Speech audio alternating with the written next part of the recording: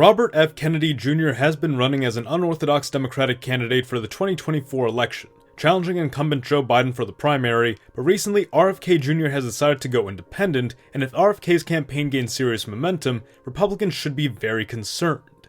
Hello audience, Mr. Z here with another video for you. If you're new to the channel, welcome. We have videos like this every week, so be sure to subscribe and stay tuned. Now before we go any further, I would like to take a moment to thank everyone who has donated to us on Patreon and right here on YouTube through channel memberships. Having dealt with demonetization and even censorship in the past, especially when covering more sensitive topics, support from our patrons and donors helps make regular videos possible. Every donation goes a long way to keeping our channel going, and as a show of thanks, if you donate to help support the channel, you'll gain access to some great perks, including physical merchandise, a custom-designed flag wallpaper, and access to an exclusive members-only Discord server where you can enter your scenarios for a chance to have them made into full videos, or just chat with me in the community directly. You can follow the pop-up on screen here, go to the description or comment section to visit our Patreon page and support our channel, and of course you can do so by clicking the join button next to the subscribe button right below this video. If you can't donate anything, please consider subscribing and sharing this video to help the channel out. Now, back to the video. Robert F. Kennedy Jr. was making waves early on in his campaign, running as a Democratic candidate who appeared to challenge a number of the Democratic establishment's major positions, from imposing vaccine mandates to challenging foreign aid and intervention, to even once suggesting he'd support pro-life policy before backtracking later down the line. This has led RFK Jr. to gain some significant acclaim from libertarians and Republicans as a, quote, moderate Democrat or reasonable Democrat. While this was largely harmless support during his Democratic campaigning, given what many considered his low likelihood of unseating Joe Biden for the nomination, having left the Democratic Party to pursue an independent ticket, an independent RFK Jr. campaign could seriously rock the boat for not just Democrats but Republicans as well. RFK Jr.'s pro-labor, pro-LGBT, pro-environmentalism, and pro-healthcare reform positions have earned him some support from Democrats both young and old alike, but what is alarming is that increasingly in the lead-up to his independent run, a large number of Democratic voters seem to regard RFK Jr. as a Democrat in name only, a conspiracy theorist, or simply not consistent enough with Democratic policy. Inversely, RFK Jr. appeared to have a growing tide of support among young anti-establishment Republicans and Libertarians, blue-collar workers who historically voted Democrat but flipped for Trump in both elections, and a significant number of rural lower-middle-class families. As an independent, RFK Jr. would have the ability to steal votes from both candidates, and while traditionally someone who breaks with a party to run on their own ballot will split the votes for that party, much as in the case of Theodore Roosevelt in the 1912 election, ideology is the more pertinent factor in play for 2024. If we reflect on another election or elections in which an independent split the vote in 1992 and 1996, we find a situation in which the independent candidate Ross Perot had offered a radically distinct platform from either of his competitors in both parties, and it's generally regarded that he stole a near equal amount of votes from both parties. RFK Jr., on the other hand, is ideologically very different from Biden and much of the Democratic Party, but has some very noteworthy overlaps with Donald Trump, who will likely be the Republican frontrunner. What Trump really did differently to bring about his victory in 2016 was tap into American labor, a group which had previously supported the Democrats but grew to feel increasingly sidelined as domestic work and industry was exported, as mines and resource extraction shut down, as jobs were taken by immigrants, and as both parties increasingly seemed to grow too establishment and too removed from the plight of the lower middle class. Like Trump, Kennedy has taken aim at the issues of foreign intervention, COVID restrictions and mandates, the exporting of jobs and industry, election integrity, and securing the border, and for voters who aren't Trump loyalists and feel dissatisfied with the Republican Party, Kennedy is becoming an increasingly attractive figure. Polls have shown that Kennedy is viewed far more favorably by Republicans than Democrats, and as he now runs on an independent ballot has sought to further his support among conservatives.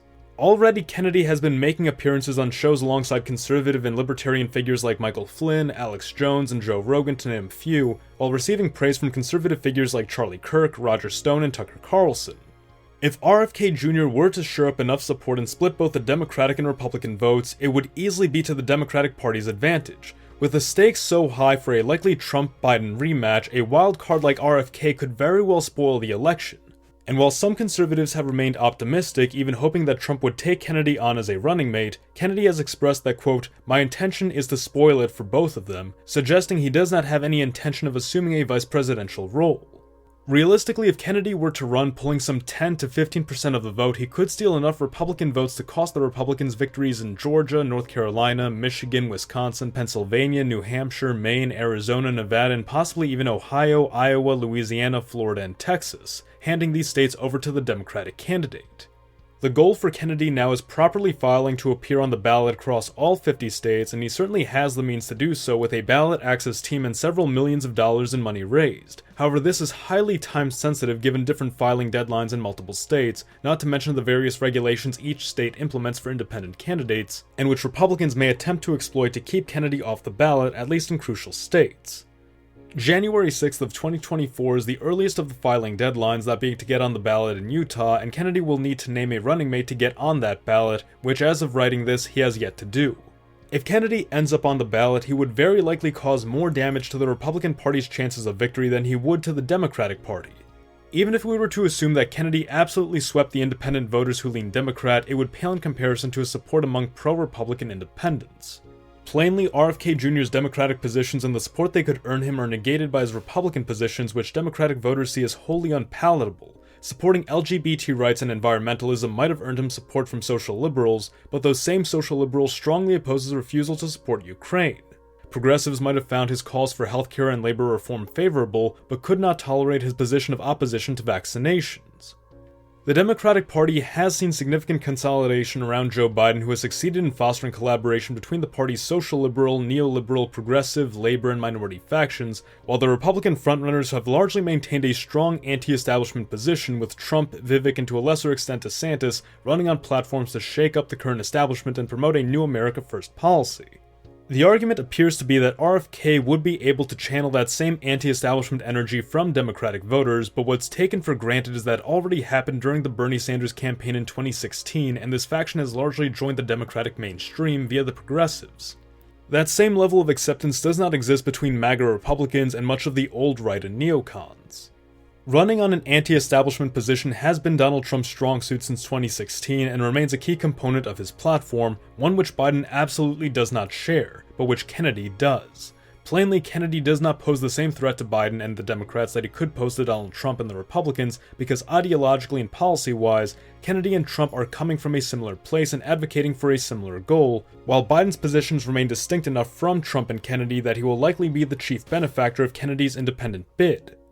Now, all of this being said, Kennedy's momentum could very well fizzle out. He could not make it on several of these ballots, and he may not even be a factor in 2024. Remember that much of his initial momentum came from Democrats recognizing the Kennedy name and assuming that he stood on certain positions which he didn't necessarily support. Kennedy is very much an old-fashioned style of Democrat, not a Southern Democrat, but a Democrat who would style themselves after a Rust Belt labor politician.